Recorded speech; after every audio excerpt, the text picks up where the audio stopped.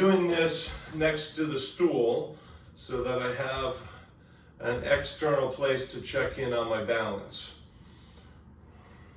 So we can do this on a heavy piece of furniture or a wall, but we don't want to do it on a chair with wheels, for example. And I got a pretty good stool. Another nice thing that we'd like to do is do it on a surface that's not too low. Like if we had a low chair or counter or piece of furniture, I'll probably have to make my balance worse as I look for it. But this works out for me pretty well, just like where a cane would be. It's just about and it's really heavy duty, it's not gonna go anywhere. So the practice is, let's see if I can make sure my feet are gonna be in that camera a little bit better, I think. So the practice here is simply lifting and putting down on the same leg. So I'm gonna exaggerate this a little bit. Lifting, holding, coming down. And when I come down, I'm gonna put the foot on the ground, but I'm gonna keep the weight where it was. So there'll basically be 4 stages where we come up, that's 1. We hang out, that's 2. We go down, that's 3. And then we stay at the down position, that's 4, without shifting the weight. And then we start over, up, hang out, go down, and then hang out. So pretty straightforward, yeah? Yes. Okay. So what we want to do with this is have an evenness for each of these phases, right? So the same amount of time up, the same amount of time held, the same amount of time down, the same amount of time held. And since I have that external support, the moment I have just a little bit of wobble or waver, I can just make use of that. So it won't be anything dramatic like this. And I'm certainly not going to start by leaning on it, but it's very close to me. So even if I start with my hand touching it, I just kind of energize my hand a little bit whenever I'm a little bit wobbly. And that's it. Right? Very, very simple practice. Right? Now, as we go through this, I want to have this evenness. So you can look at a clock or you can kind of count to yourself, that's fine. As we practice it, generally 1 or 2 of the phases are more difficult than the others to keep even, right? So it might be harder to stay up, or it may be harder to stay at the bottom without feeling rushed or strained. So if we can't overcome pretty rapidly the rush or the strain, after practicing a couple times, then we just want to change the duration of everything, right? Yep. So I usually do this on a 4 count, but let's say the first 2 stages are hard for me to do a 4 count. There's too much strain or anxiety or actual wobbling. I could just change them all to a 3 count or a 2.5 count or something like that, right? So I'm just guessing a 4 count is good. So we'll try this together. We're going to inhale on a 4 count. So it takes me 4 counts to come up to whatever height you come up to. And then a 4 count without breathing. And then a 4 count exhale through the mouth as I come down. And then a 4 count in the down position without shifting the weight. And then a 4 count to come up.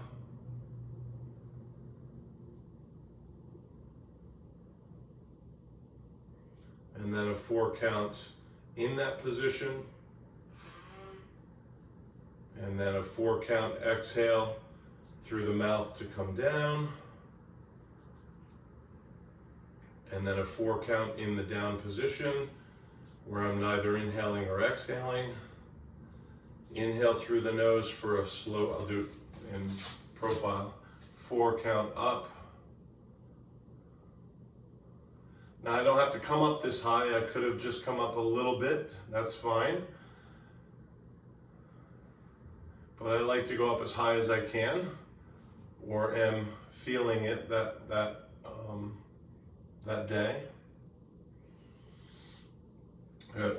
So the idea here is that we're working on what's called tactical breathing, or it goes by a number of different names like 4-4-4-4 breathing or box breathing, etc.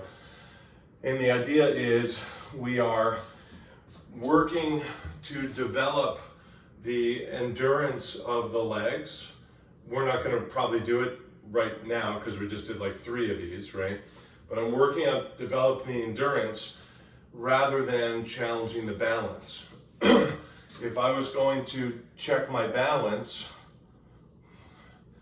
at some point I got to put my foot down, but I probably didn't find out where my endurance is. Probably my balance degrades before my endurance degrades. Of course, I can also be working on my flexibility if I was really coming up high, for example.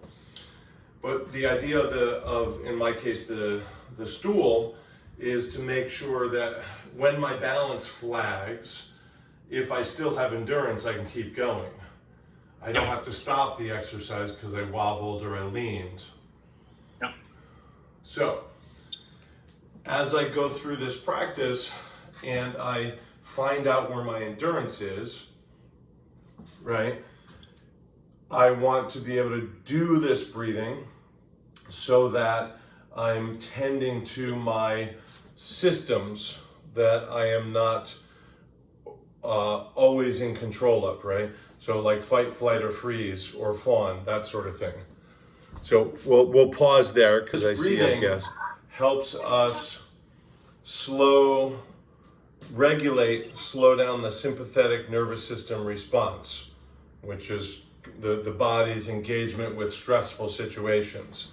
Now, of course, this isn't a high stress thing. We're just comfortably in a room with a chair doing a slow little leg lift. But it's exactly the sort of thing that would happen to a greater amplitude with greater stakes if you were in a fight or a car accident or what have you. So we're just kind of practicing that regulation, right? So let's just go through it another time. This can also help, this breathing can help to engage the parasympathetic nervous system. And the parasympathetic nervous system can help us to relax, right? So by kind of modulating that fight-flight side of things and engaging the relax thing, overall we have a more regulated response to a crisis. Of course, this isn't what we would call a crisis in normal speech, but it is a stress of the body. And so the idea would be to practice this. Inhale, nice 4 count slow. Stay at the high point, 4 count slow. Come down over a 4 count, exhale. In place for a 4 count of no breathing, and then repeat. And do this some number of times, right? Like 40 or 50 times perhaps. Obviously, you do it on both legs, and certainly if you absolutely needed it, you can, do that. And if you really need to shift your weight when you come down, you can. But the idea is just to keep the foundation leg bent and working, unchanging as I go through this motion with the breathing, right? So basically, we're giving ourselves an opportunity to develop the endurance of the leg, which is one of the components of balance, while we practice this breathing, which is the sort of breathing that you would teach an EMT to practice on their way to a call, for example, so that they're regulated when they arrive so that they can perform their best, right? Yep. So you could certainly just practice the breathing all by itself, sitting down, walking, standing.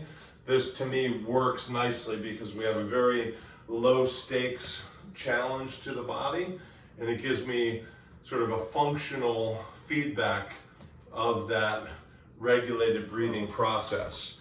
Meanwhile, I'm doing a pretty simple, straightforward exercise. We could certainly vary it and have the leg lifting to the side, or lifting the leg and doing a kick slowly.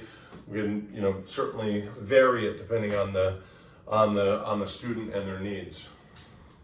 Okay? Got it.